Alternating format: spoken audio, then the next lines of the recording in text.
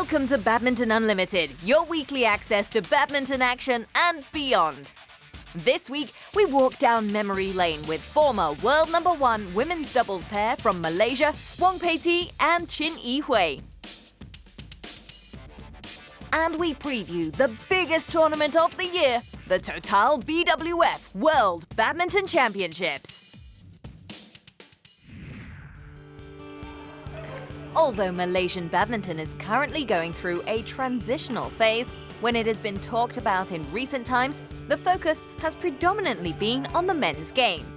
But in the mid-2000s, the nation was enthralled by the emergence of a world-class women's duo. The partnership of Wong Pei Ti and Chin Yi-Hui was relatively brief, but it was profitable as they nabbed gold in the Southeast Asian Games and the Commonwealth Games and grabbed 2 consecutive titles at the BWF World Superseries finals. Badminton Unlimited caught up with the pair, retired since 2012, in Kuala Lumpur, Malaysia, in between their coaching duties with the national team. 给我跟贝蒂，我觉得我们两个的性格都不一样。 Pei Ti and I, we have different personalities. Pei Ti is very hardworking, and I'm pretty laid back. Sometimes I deliberately irritate her. There were times when I couldn't train properly, but she kept pressuring me. So I used to annoy her even though I knew I was wrong. Outside, we are basically very close. But once in the court, we always fight. During training, but only during training, not in the competition. But for us, like, I know her very well, she knows me very, very well. Although she's knowing that she's doing something wrong, but she'll still continue because she knows in the end we will still be okay. Being open with each other helped to seal a successful on-court collaboration between Wong and Chin. Under the guidance of former Malaysia men's doubles great Chia Soon Kit, Wong and Chin were paired up when the country was looking for a title-winning partnership.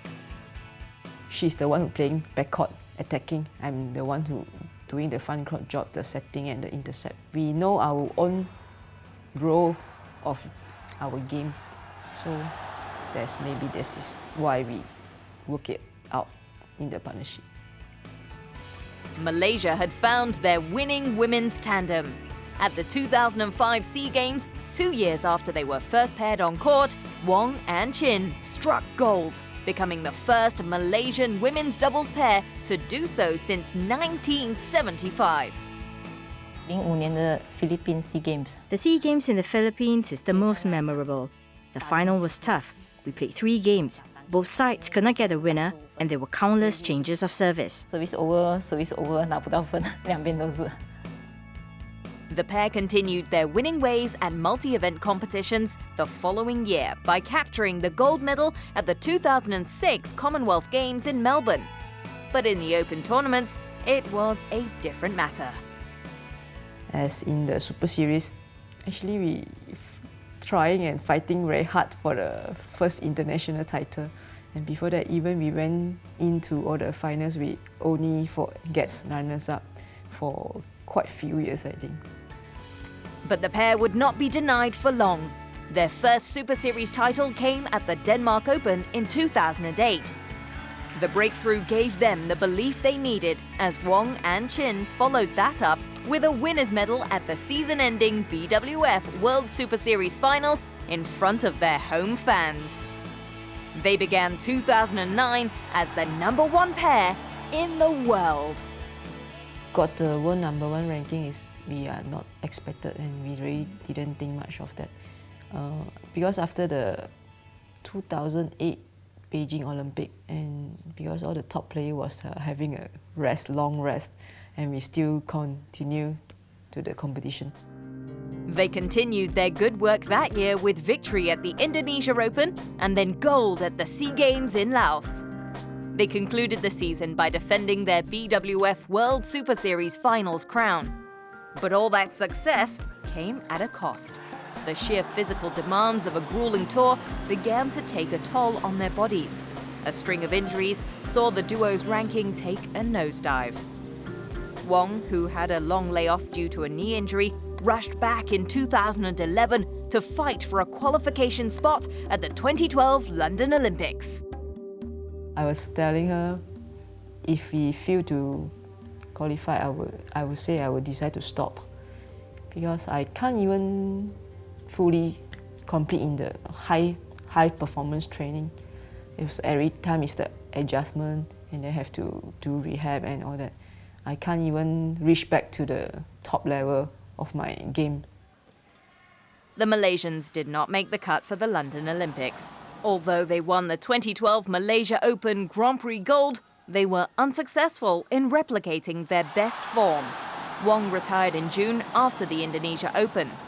Chin went on to play for a few more months before deciding to follow her former partner. 可是到 Olympic 的时候 I thought I could still play after the Olympics, but my shoulder was already giving me a lot of problems. After I resumed my training for 2 months, the pain returned. That was when I began to think of retirement. Besides, I did not have a permanent partner. So in September or October, I finally decided that I did not want to continue playing. 我就真正退下来不打了。 Still only in their early 30s, Wong is currently coaching the Malaysia women's doubles players, while Chin is guiding the country's mixed doubles side. Having given everything in pursuit of glory during their playing days, they expect the same from their charges. My expectation of the play is very high. And because myself, when I'm a player, I'm also giving myself a very high expectation. 在外面球员可以跟我是朋友。 We can interact like friends outside of training, but during practice, they must be serious. I've asked them to draw a clear line. When I need them to focus, they must be serious. 真的时候你就要给我。 Known for their intensity and determination, Wong Pei-Ti and Chin Yi-Hui are now content to pass on their championship-winning knowledge to the next generation of Malaysian talent. And the one advice above all? Don't give up early, because I would still believe if you want and if you work hard for that, there's a chance and possibility you can get what you want.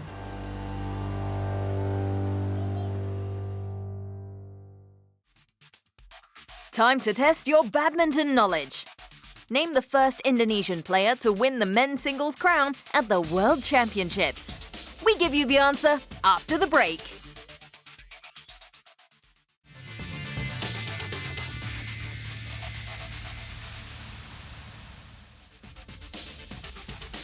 When we return, we look at the top contenders for the Total BWF World Championships.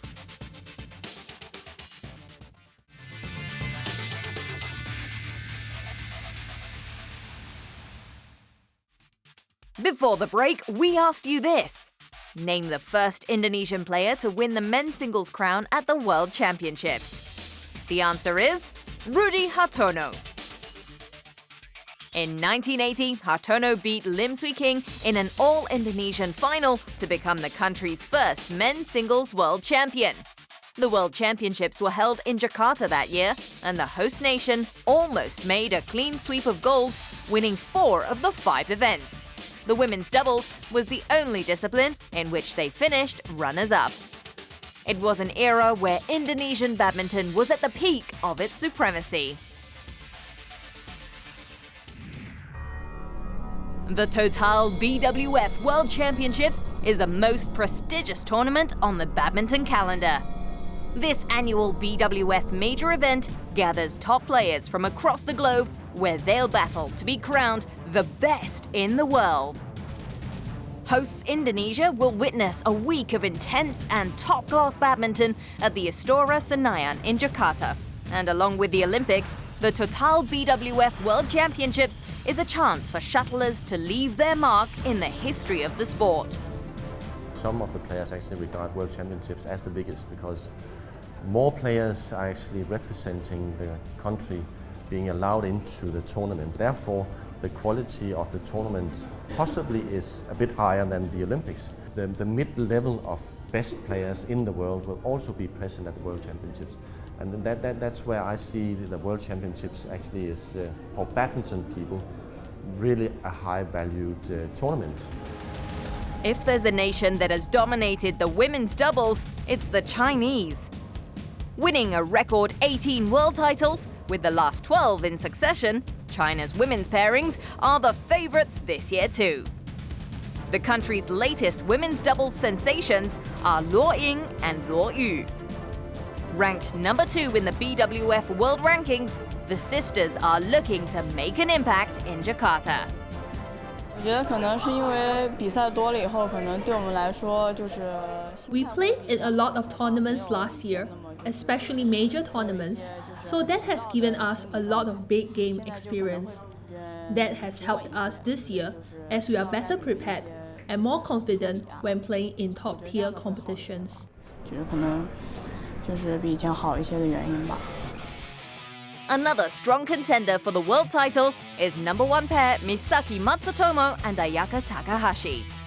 Although the Japanese pair have a poor record at past world championships, failing to make it past the round of 16, they'll be hoping to break the jinx this time round. Gracia Polly and Nitya Krishinda Maheswari will have the full backing of the home fans. The Indonesian pair were given a morale boost after winning the Yonex Open Chinese Taipei last month and will be hoping to carry that winning formula to the Astora next week. In one of the most exciting disciplines this year, the women's singles crown will be a fiercely contested affair. With the emergence of new talent from various countries, gone are the days where China dominated this event. 2014 world champion Carolina Marin has been preparing for the defense of her crown since the start of the year, and not even the start of the Olympic qualification period this year could distract her. I want to keep my focus first at the World Championship in August, and then after that I think I will keep my focus on the Olympic Games, but then I want to focus at the World Championship because it's going to be another important tournament for me. India's Saina Nehwal also has her eyes on the prize. Having reached the quarterfinal stage in the last 5 World Championships, the world number 2 is hoping her good form this year will get her to the podium. Let's not forget about the Chinese. They still have strong players, and in Li Xuerui, an Olympic champion. The shuttler was a losing finalist in the last 2 editions and will want to go one step further this time round. Every year gives me a new beginning and another opportunity to become the world champion. As always, I'll give my best to reach my goal. With 3 World Superseries titles to their names this year, 2014 champions Zhang Nan and Zhao Yunlei are frontrunners in the mixed doubles category. They'll face stiff competition from compatriots and last year's runners-up Xu Chen and Ma Qin. With the pair beating the defending champions at the BCA Indonesia Open recently, Xu and Ma are peaking at just the right time before the Worlds. Home favourites Tontawi Ahmad and Liliana Natsir will need to up their game if they want a repeat of Guangzhou. The 2013 World Champions have only a Badminton Asia Confederation title to show for this year and will be counting on home support to help them go the distance. With no one pair dominant in the men's doubles, this is a category that is wide open.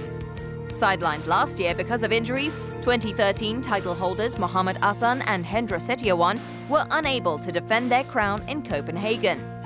Now fully fit, the Indonesian fans will pray that their boys can get the job done on home soil.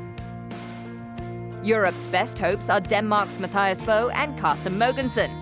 The Danish duo have already claimed silver and bronze in the last 2 editions and will be relying on their wealth of experience to finally bag the gold. Lee Yong-dae and Yu Yong-seung are perhaps the strongest contenders. The current number 1 in the world rankings were last year's losing finalists, and the Koreans would be desperate to step on top of the podium this time. With 3 World Superseries victories and a Grand Prix gold title under his belt this year, Chen Long looks set to defend his world title at the Astora Stadium. 其实世锦标赛1年1次嘛，而且 The World Championships is a yearly tournament, and because it's a BWF major event, it's one that all players want to do well and get the best result. I just want to be fully prepared and concentrate on my training. I don't want to think too much about defending my world title. The important thing is to take it one step at a time and give my best in Jakarta. 至于到最后的比赛的一个结果，我觉得其实只要自己全力以赴就好。 European champion Yano Jorgensen, Japan's rising star Kento Momota, and Kidambi Srikanth of India have all been in impressive form this year and will not make it smooth sailing for Chenlong. The veterans of the men's singles game, China's Lin Tan and Malaysia's Lee Chongwei, will also no doubt make it difficult for the challengers. For the Malaysian ace, who's back on the scene after being out of competitive action for 8 months, Lee has shown he's still got what it takes after winning the US Open. But it's the elusive World Championships crown that the former world #1 desperately seeks. Still have the 1.5 months. I hope so I can go back for preparation and the World Championship for this year. Maybe my last World Championship also. And also this year I can get the champion. An iconic venue, fanatical fans, and top-class badminton. This year's Total BWF World Championships is set to be one of the best.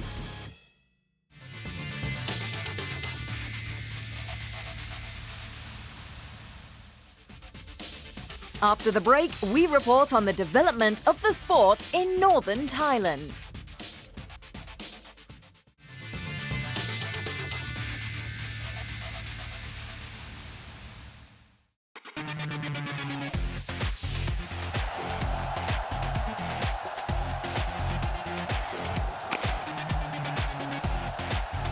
There's the hero of the hour. Great smash to the Indonesians, to Rexy Maineki.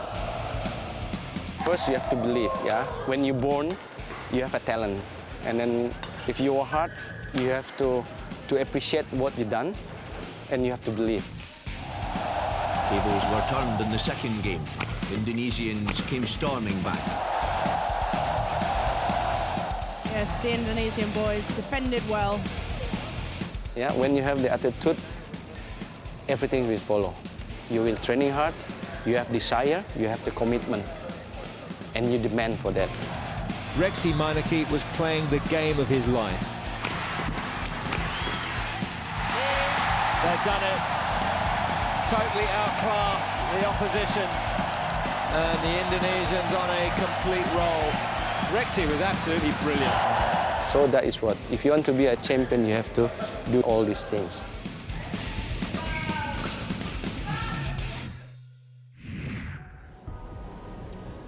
A decision by Badminton Association of Thailand to overhaul its national program just over 5 years ago has had a revolutionary effect on the sport in the country and has seen its players' status on the international scene skyrocket.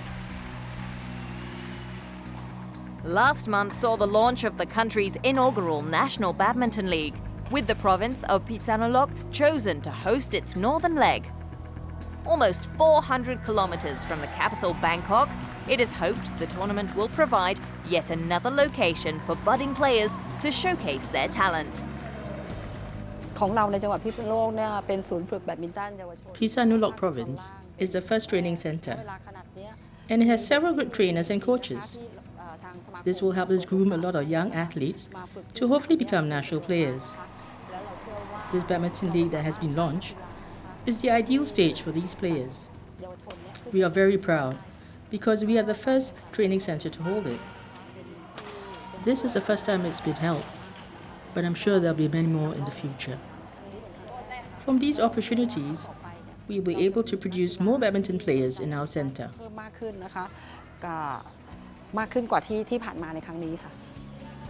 Our cameras were in the province recently to report on how the Mixed Teams League has taken off in the area. 6 northern teams competed in the tournament, vying for the winner's medal that would allow them to play against winners of the other regions. The league will conclude in December with a grand final to be played in Bangkok. Although the BAT were the main organisers, they have been hugely impressed with the dedication of the local administrators.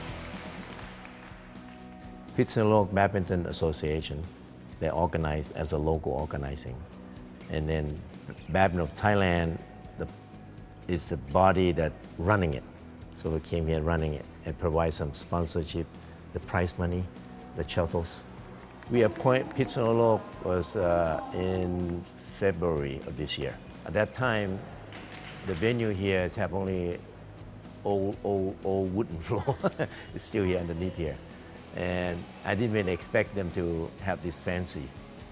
And then they have the court coming up, government support, sponsorship support, which is, I would say this part is the biggest success ever because it will leave a legacy.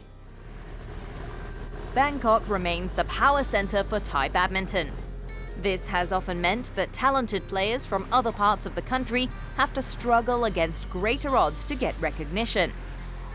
It's hoped that the National League, with its regional structure, will provide not only a path to the national team, but also act as incentive for those interested in the sport. The infrastructure built for Pitsunolog to host the competition is just the starting point.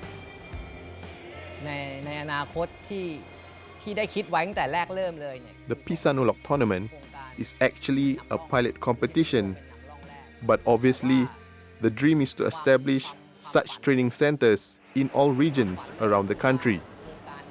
These areas include Lower North, Upper North, Northeast, and also the South.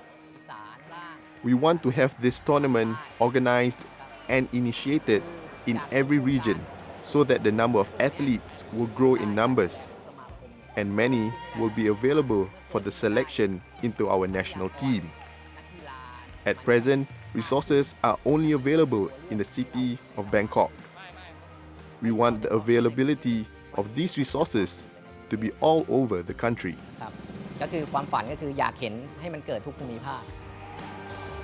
One of the big challenges facing the northern provinces is finding and retaining talent.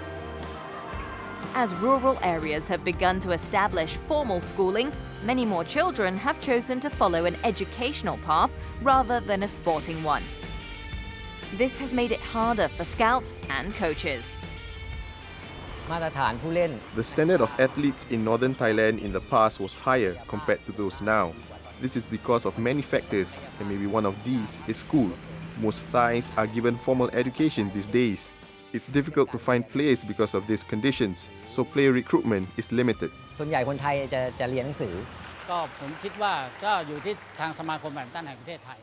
If more support is given by the Badminton Association of Thailand, we will develop better. More capable athletes will be recruited in each province and made available for the national setup to take advantage of the numbers available. This will be more efficient in getting the best.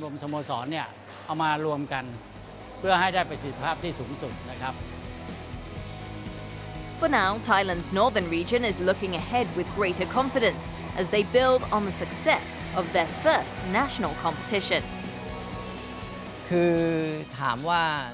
I personally think we can really make this work. I think if we are all able to work together as one unit, things can happen. Everybody is involved, including all the teams and all the badminton associations. These are exciting times for badminton in Thailand, having produced a generation of players who have made their mark on the international scene. The administrators are working tirelessly to make sure they can develop the next generation of world beaters.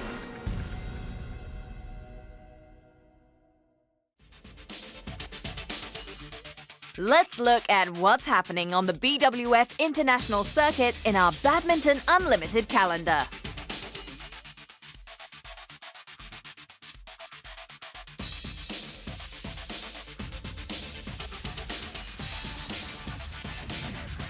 Get connected with us. Log on to these websites for videos and photos and get the latest news and information on all things badminton.